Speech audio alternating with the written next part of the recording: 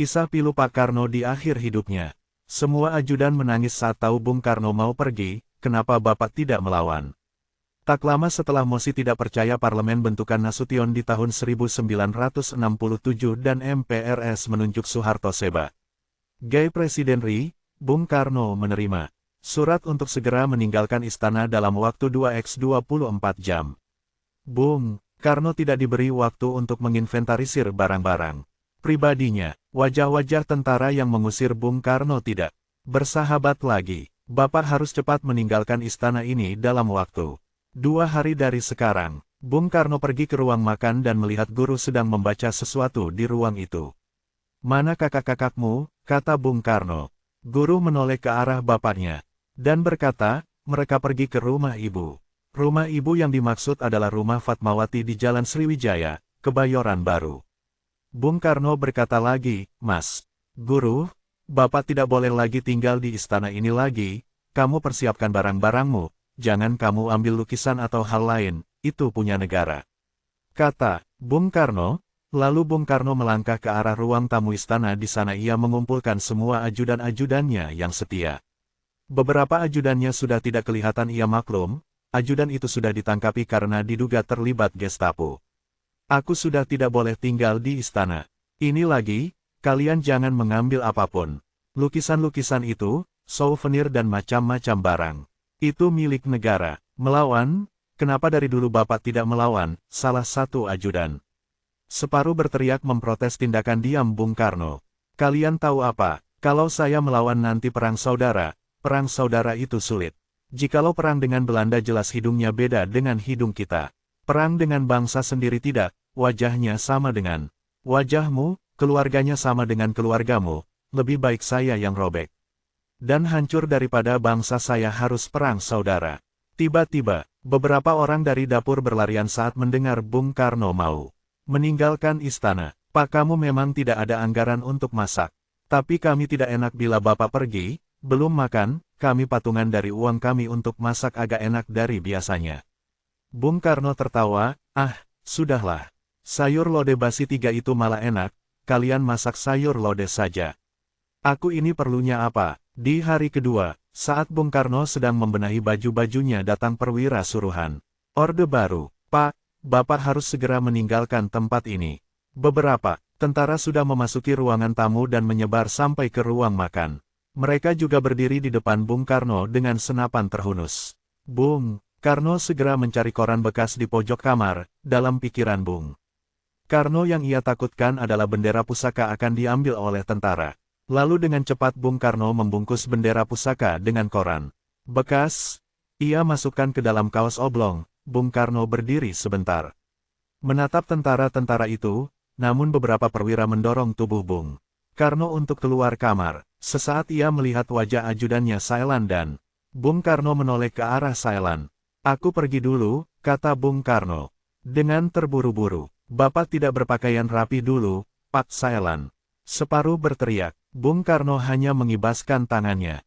Bung Karno langsung naik VW Kodok, satu-satunya mobil pribadi yang ia punya dan meminta sopir diantarkan ke Jalan Sriwijaya, rumah Ibu Fatmawati. Di rumah Fatmawati, Bung Karno hanya duduk seharian saja di pojokan halaman, matanya kosong. Ia meminta bendera pusaka dirawat hati-hati. Bung Karno kerjanya hanya mengguntingi daun-daun di halaman. Kadang-kadang ia memegang dadanya yang sakit, ia sakit ginjal parah. Namun obat yang biasanya diberikan sudah tidak boleh diberikan. Sisa obat di istana dibuangi. Suatu saat Bung Karno mengajak ajudannya yang bernama Nitri untuk jalan-jalan. Saat melihat Duku, Bung Karno kepengen Duku, tapi dia tidak punya uang. Aku pengen Duku, Tru, sing ngelahpis. Aku tidak punya uang. Nitri yang uangnya pas-pasan juga melihat ke dompetnya. Ia merasa cukuplah buat beli duku sekilo. Lalu Nitri mendatangi tukang duku dan berkata, Pak, bawa dukunya ke orang yang ada di dalam mobil. Tukang duku itu berjalan dan mendekat ke arah Bung Karno. Mau pilih mana? Pak, manis-manis nih, sahut tukang duku dengan logat Betawi kental. Bung Karno dengan tersenyum senang berkata, coba kamu cari yang enak. Tukang duku itu mengernyitkan dahinya. Ia merasa kenal dengan suara ini. Lantas tukang duku itu berteriak, Bapak, Bapak, Bapak, itu Bapak, Bapak, tukang duku malah berlarian ke arah teman-temannya di pinggir jalan, ada Pak Karno, ada Pak Karno. Mereka berlarian ke arah mobil VW kodok warna putih itu dan dengan serta merta para tukang buah memberikan buah-buah pada Bung Karno. Awalnya, Bung Karno tertawa senang, ia terbiasa menikmati dengan rakyatnya. Tapi, keadaan berubah kontan dalam pikiran Bung Karno, ia takut rakyat yang tidak tahu apa-apa ini lantas digelandang tentara gara-gara dekat dengan dirinya. Tri, berangkat cepat perintah Bung Karno dan ia melambaikan ke tangan rakyatnya yang terus-menerus memanggil namanya bahkan ada yang sampai menitikkan air mata. Mereka tahu pemimpinnya dalam keadaan susah, mengetahui bahwa Bung Karno sering keluar dari jalan Sriwijaya, membuat beberapa perwira Pro Soeharto tidak suka. Tiba-tiba, satu malam ada satu tuk ke rumah Fatmawati dan mereka memindahkan Bung Karno ke Bogor. Di Bogor ia dirawat oleh dokter hewan. Tak lama setelah Bung Karno dipindahkan ke Bogor, datanglah Rahmawati. Ia melihat ayahnya dan menangis keras-keras saat tahu wajah ayahnya bengkak-bengkak dan sulit berdiri. Saat melihat Rahmawati, Bung Karno berdiri lalu terhuyung dan jatuh. Ia merangkak dan memegang kursi. Rahmawati langsung teriak menangis. Malamnya Rahmawati memohon pada bapaknya agar pergi ke Jakarta saja dan dirawat keluarga. Coba aku tulis surat permohonan kepada Presiden, kata Bung Karno dengan suara terbata. Dengan tangan gemetar Bung Karno menulis surat agar dirinya bisa dipindahkan ke Jakarta dan dekat dengan anak-anaknya. Rahmawati adalah puteri Bung Karno yang paling nekat. Pagi-pagi setelah mengambil surat dari bapaknya, Rahma langsung ke cendana rumah Soeharto. Cendana ia ditemui Butien yang kaget saat melihat Rahma ada di teras rumahnya. Lol, Mbak Rahma ada apa? Tanya Butien dengan nada kaget. Butien memeluk Rahma, setelah itu Rahma bercerita tentang nasib bapaknya. Hati Butien rada tersentuh dan menggenggam tangan Rahma lalu. Dengan menggenggam tangan Rahma Butien mengantarkan ke ruang kerja Pak Harto. Loh, Mbak Rahma, ada apa? Kata Pak Harto dengan nada santun. Rahma pun menceritakan kondisi bapaknya yang sangat tidak terawat di Bogor. Pak Harto berpikir sejenak dan kemudian menuliskan memo yang memerintahkan anak buahnya agar Bung Karno dibawa ke Jakarta. Diputuskan Bung Karno akan dirawat di Wisma Yaso. Bung Karno lalu dibawa ke Wisma Yaso, tapi kali ini perlakuan tentara lebih keras. Bung Karno sama sekali tidak diperbolehkan keluar dari kamar. Seringkali, ia dibentak bila akan melakukan sesuatu. Suatu saat Bung Karno tanpa sengaja menemukan lembaran koran bekas bungkus sesuatu. Koran itu langsung direbut dan ia dimarahi. Kamar Bung Karno berantakan sekali. Jorok dan bau. Memang ada yang merapikan tapi tidak serius. Dokter yang diperintahkan merawat Bung Karno, Dr. Mahar Marjono nyaris menangis. Karena sama sekali tidak ada obat-obatan yang bisa digunakan Bung Karno. Ia tahu obat-obatan yang ada di laci istana sudah dibuangi atas perintah seorang perwira tinggi. Mahar hanya bisa memberikan vitamin dan royal jelly yang sesungguhnya hanya madu biasa. Jika sulit tidur Bung Karno diberi Valium, Soekarno sama sekali tidak diberikan obat untuk meredakan sakit akibat ginjalnya tidak berfungsi. Banyak rumor beredar di masyarakat bahwa Bung Karno hidup sengsara di Wisma Yaso. Beberapa orang diketahui akan nekat membebaskan Bung Karno. Bahkan ada satu pasukan khusus KKO dikabarkan sempat menembus penjagaan Bung Karno dan berhasil masuk ke dalam kamar Bung Karno, tapi Bung Karno menolak. Untuk ikut karena itu berarti akan memancing perang saudara. Pada awal tahun 1970 Bung Karno datang ke rumah Fatmawati untuk menghadiri pernikahan Rahmawati. Bung Karno yang jalan saja susah datang ke rumah istrinya itu. Wajah Bung Karno bengkak-bengkak. Ketika tahu Bung Karno datang ke rumah Fatmawati, banyak orang langsung berbondong-bondong ke sana dan sesampainya di depan rumah mereka berteriak, "Hidup Bung Karno, hidup Bung Karno, hidup Bung Karno." Soekarno yang refleks karena ia mengenal benar gegap gempita seperti ini. Ia tertawa dan melambaikan tangan, tapi dengan kasar tentara menurunkan tangan Soekarno dan menggiringnya ke dalam. Bung Karno paham dia adalah tahanan politik. Masuk ke bulan Februari penyakit Bung Karno parah sekali, ia tidak kuat berdiri, tidur saja.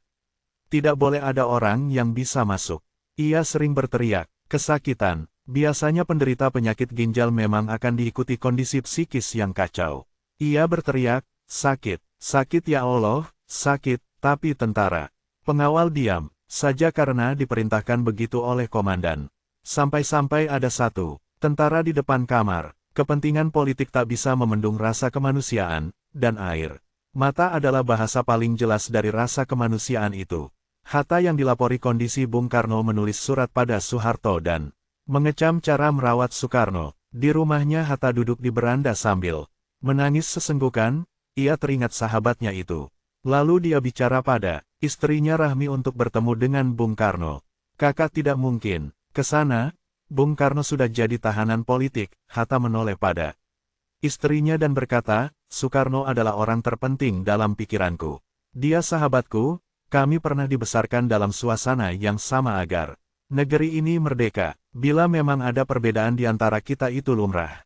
Tapi aku tak tahan mendengar berita Soekarno disakiti seperti ini.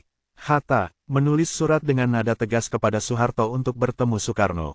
Ajaibnya surat Hatta langsung disetujui. Ia diperbolehkan menjenguk Bung Karno. Hatta datang sendirian ke kamar Bung Karno yang sudah hampir tidak sadar, tubuhnya tidak kuat menahan sakit ginjal.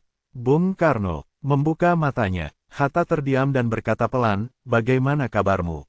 No, kata Hatta. Ia tercekat, mata Hatta sudah basah. Bung Karno berkata pelan dan tangannya berusaha meraih lengan Hatta, Hoe gaat het met jou? Kata Bung Karno dalam bahasa Belanda, bagaimana pula kabarmu, Hatta?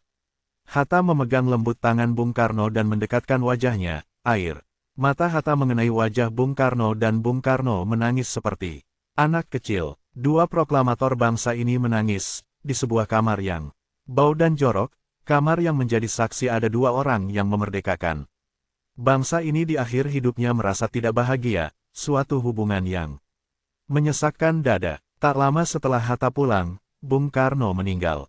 Sama saat proklamasi 1945, Bung Karno menunggui Hatta di kamar untuk segera membaca proklamasi. Saat kematiannya pun Bung Karno juga kesalahan seperti ini lagi. Seolah menunggu Hatta dulu, baru ia berangkat menemui Tuhan. Mendengar kematian Bung Karno, rakyat berjejer-jejer berdiri di jalan. Rakyat Indonesia dalam kondisi bingung. Banyak rumah yang isinya hanya orang menangis karena Bung Karno meninggal. Tapi tentara memerintahkan agar jangan ada rakyat yang hadir di pemakaman Bung Karno. Bung Karno ingin dikesankan sebagai pribadi yang senyap, tapi sejarah akan kenangan. Tidak bisa dibohongi. Rakyat tetap saja melawan untuk hadir. Hampir 5 kilometer orang antre untuk melihat jenazah Bung Karno di pinggir jalan. Gatot Subroto, banyak orang berteriak menangis. Di Jawa Timur, tentara yang melarang rakyat melihat jenazah Bung Karno menolak dengan hanya duduk-duduk di pinggir jalan. Mereka diusiri tapi datang lagi. Tahu sikap rakyat seperti itu, tentara menyerah. Jutaan orang Indonesia berhamburan di jalan-jalan pada tanggal 21 Juni tahun 1970. Hampir semua orang yang rajin menulis catatan hariannya pasti mencatat tanggal itu sebagai tanggal meninggalnya Bung Karno dengan rasa sedih. Koran-koran yang isinya hanya menjelek-jelekan Bung Karno sontak tulisannya memuja Bung Karno. Bung Karno yang sewaktu sakit dirawat oleh dokter hewan, tidak diperlakukan dengan secara manusiawi. Mendapatkan keagungan yang luar biasa saat dia meninggal. Jutaan rakyat berjejer di pinggir jalan. Mereka melambai-lambaikan tangan dan menangis. Mereka berdiri kepanasan, berdiri dengan rasa cinta bukan sebuah keterpaksaan. Dan sejarah menjadi saksi bagaimana sebuah memperlakukan orang yang kalah, walaupun orang yang kalah itu adalah orang yang memerdekakan bangsanya, orang yang menjadi alasan terbesar mengapa Indonesia harus berdiri, tapi dia diperlakukan layaknya binatang terbuang. Semoga kita tidak mengulangi gelombang. Sobatku sekalian, di sini kita gak usah menghujat Soeharto, namun kisah ini jadikan pelajaran dan cerminan diri kita masing-masing. Bagaimana seorang Soekarno dengan jiwa besarnya rela mengalah, menderita dan tercabik-cabik, demi persatuan dan keutuhan NKRI. Beda sekali sama beberapa tokoh politik yang gak mau kalah, malah mengadu domba masyarakat, hingga terjadi perpecahan dan konflik hanya gara-gara politik. Yang kalah gak terima, andaikan dulu Soekarno melawan, maka ada asing yang tertawa dengan taktik adu domba ini, Indonesia akan pecah seperti Korea. Yang satu didukung Rusia, yang satu didukung Amerika. Namun jiwa besar Bung Karno lah yang tak mau didikte dan termakan permainan asing. Hingga saat ini kita adalah NKRI untuk selamanya di dan hari kiamat tiba.